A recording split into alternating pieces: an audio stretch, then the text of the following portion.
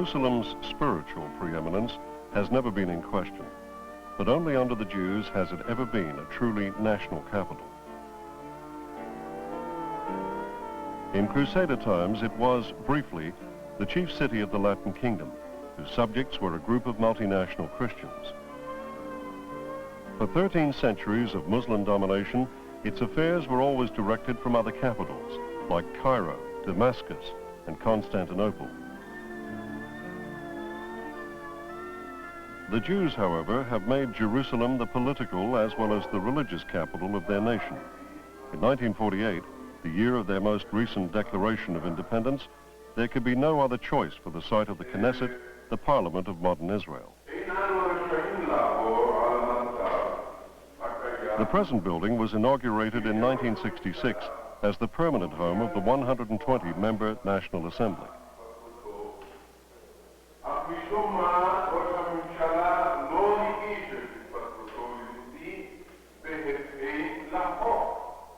In a comparatively short life, the Knesset is already a well-known forum for the lively politics of Israel. The many crises that make this country anything but dull have often brought the chamber to the television screens of the world.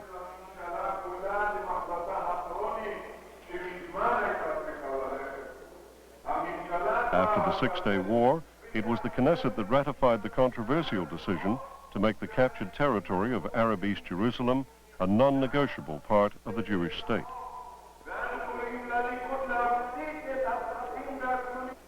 However great the disapproval outside Israel, Jewish Jerusalem welcomed reunification with energy and enthusiasm. Bold, modern designs now flourish in the new suburbs of a booming city. In September, they receive a homely touch from the wooden shelters devout Jews build for the festival of Sukkot.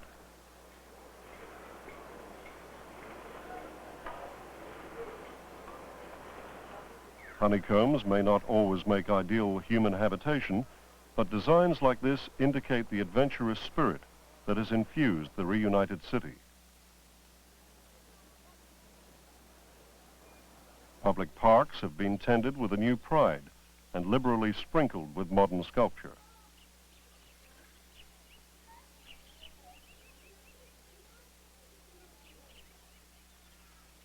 Lavish new monuments, like this memorial to the fallen soldiers, have been commissioned to adorn the city.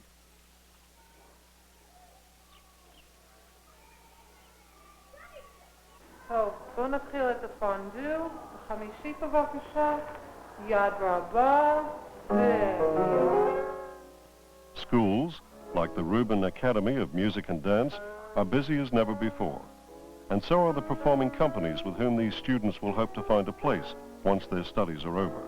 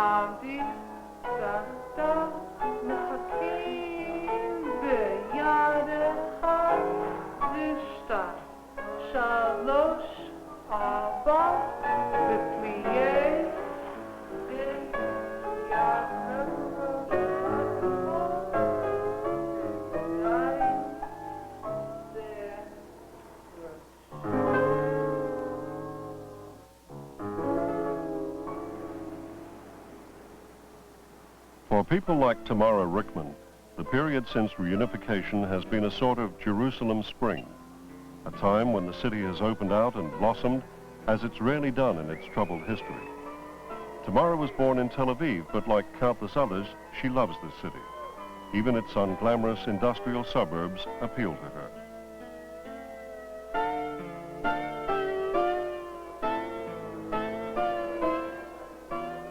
As a painter and a teacher of painting, Tamara has good reason to be grateful for the policy which actively encourages the arts as a method of embellishing the national capital. It means she gets a studio for half rent. Jerusalem has always put spiritual values above those of the temporal world, so it's quite fitting that this artist's studio should be in what was originally designed as a workshop for light industry.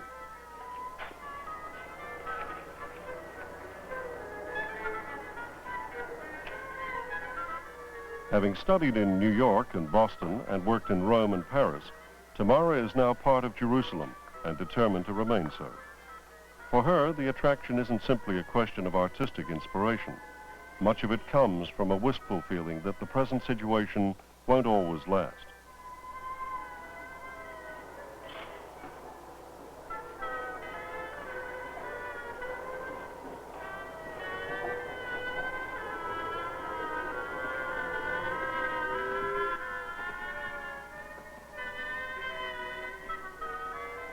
As Tamara, in her subsidized studio, makes her contribution to the artistic revival of the national capital, other contributors in other studios are also hard at work.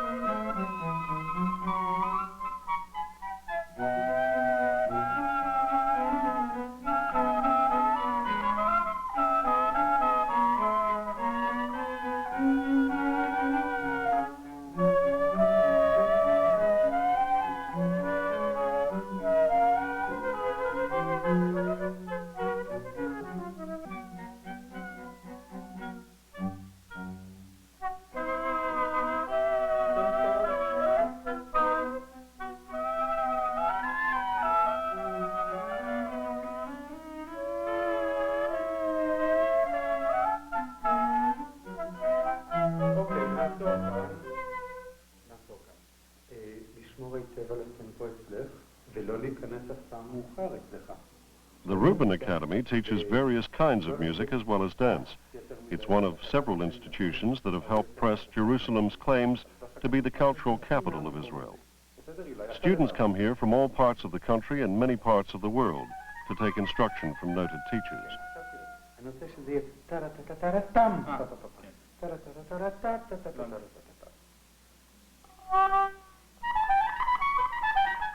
עכשיו זה היה יותר מדי, עכשיו קצת פחות. עכשיו משהו ביניים.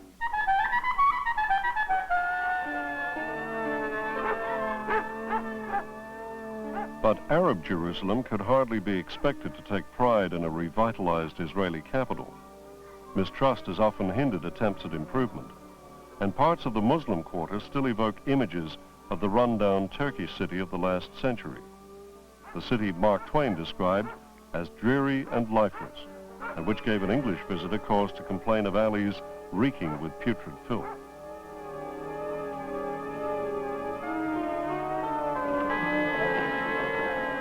It wasn't a very promising promised land in those days, but Jews still came.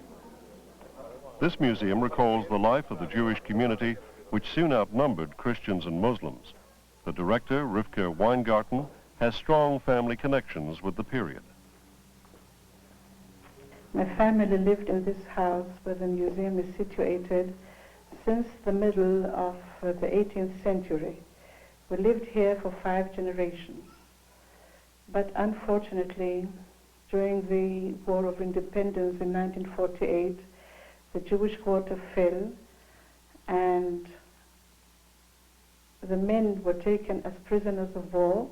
My family was the only one who were taken to Transjordan as prisoners of war, my father being the head of the Jewish community.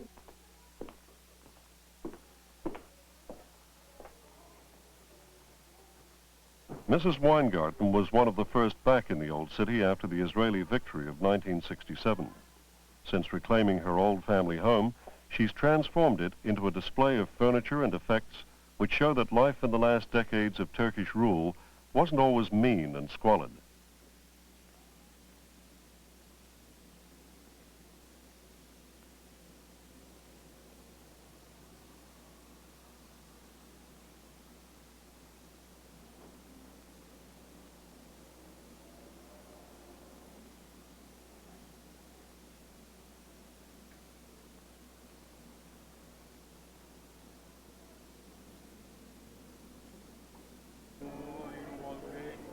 There are photographs in the museum showing the western wall covered with Hebrew inscriptions that were deleted during Jordanian control of the old city, and of worshippers crowded into the narrow alley, which was all the space available until the area was cleared after the Israeli conquest.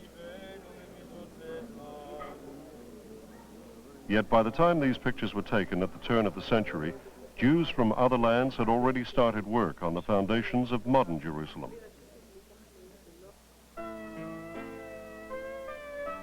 In 1860, when the walls meant security from brigands, they took the bold step of erecting the first dwelling outside the old city. It was financed by money from New Orleans and began a flourishing tradition of American aid. The settlement that grew here was named after philanthropist Sir Moses Montefiore, who did so much to encourage Jewish settlement in the Holy Land. The windmill he provided to grind flour for the city is now the symbol of an expensive neighborhood.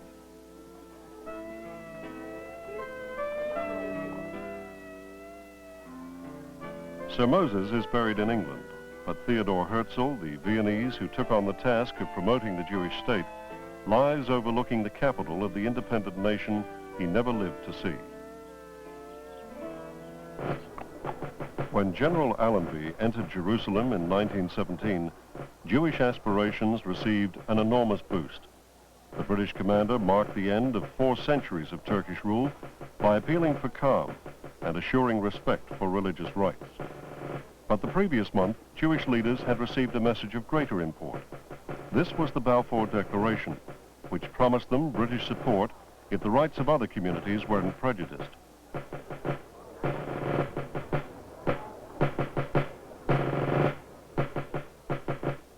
No doubt that when the British came to Israel, a new era started here. We started to feel that the modernization came to this country too.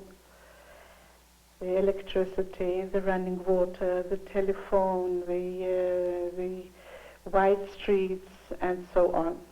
But on the other hand, I can mention that the first riots started in 1920. And when the riots broke out, of course there was friction between the Jews and the Arabs, and many people fled because they were scared to remain here. The disturbances broke out again in 1921, and in 1929 there were terrible riots here, and after what happened in Hebron, many people fled for their lives. The 1929 Hebron massacre of 60 Jews was an extreme expression of Arab hostility to the growing Jewish presence. British policy was neatly trapped between intractable foes. In 1939, the British yielded to the Arabs to the extent of severely restricting Jewish immigration. There was a furious reaction, for by this time, news was coming in from Europe of unprecedented persecution.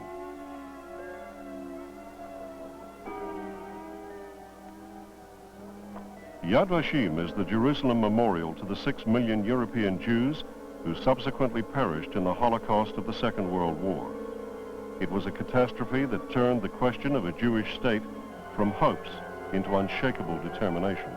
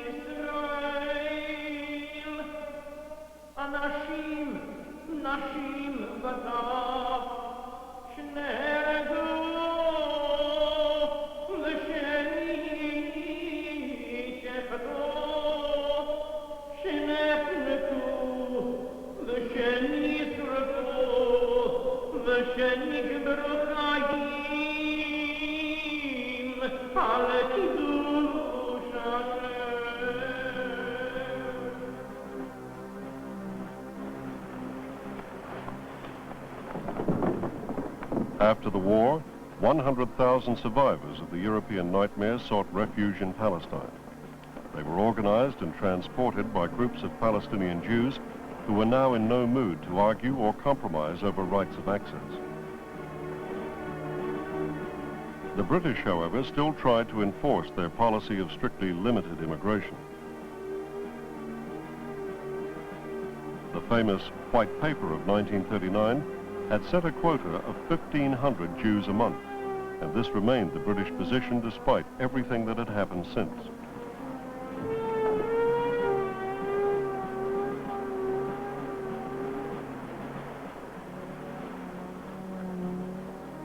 In the years 1946 and 1947, the Royal Navy was kept busy, intercepting refugee ships of all sizes and condition as they approached the shores of Palestine. Boarding parties took over, and the unhappy passengers began another journey which would give only a tantalizing glimpse of the promised land before they were shipped out again. Many went to detention camps in Cyprus, and some were even sent back to the hated soil of Germany.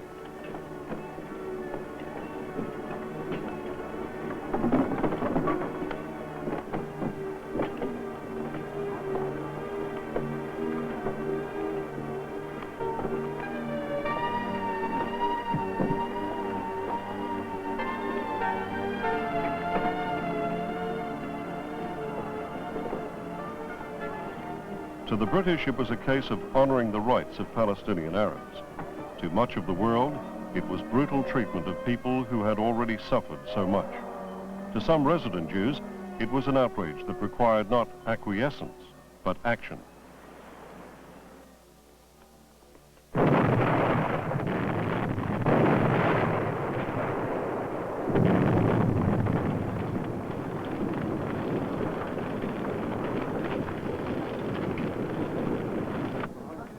In July 1946, Jewish extremists struck right at the heart of the British mandate. They blew up an entire wing of Jerusalem's King David Hotel, which was the headquarters of the High Commission and the military command. 100 people died in the explosion, most of them British.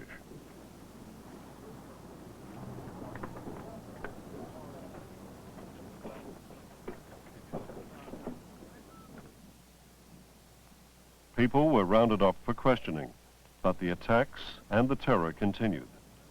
There were massive arrests and some executions, but nothing could daunt a people made resolute by the far greater terror of Nazi Germany.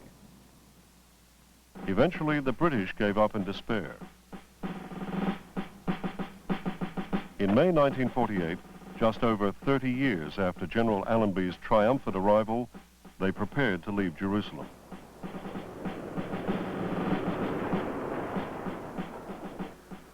The troops pulled out, watched by thoughtful crowds. One battle was over, another was about to begin. The previous year, the United Nations had approved the partition of Palestine into Arab and Jewish states. And now that Sir Alan Cunningham, the last British High Commissioner, had set sail, the two communities were left to sort things out themselves.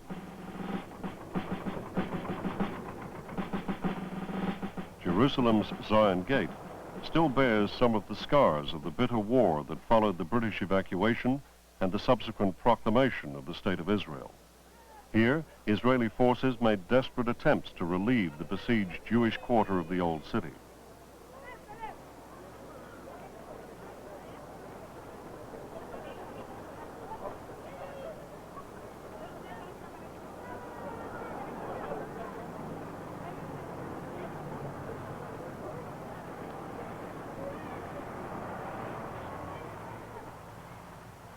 Hard-pressed by invading Arab armies, the Israelis had difficulty holding even West Jerusalem. The wreckage preserved as a war memorial alongside the road to Tel Aviv is a reminder of the high cost of the effort to supply the city when it was cut off and starving. A ceasefire gave the Israelis much-needed breathing space in 1948. 19 years later, they were in far better military shape when they stormed Old Jerusalem and reunited the city.